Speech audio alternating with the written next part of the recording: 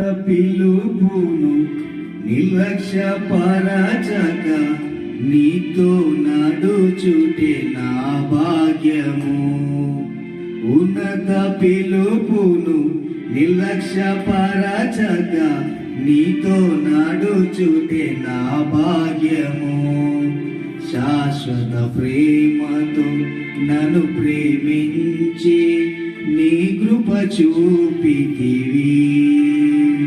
శాశ్వత ప్రేమతో నన్ను ప్రేమించి నీ కృప చూపితివి. ఇది భాగ్యము, ఇది భాగ్యము.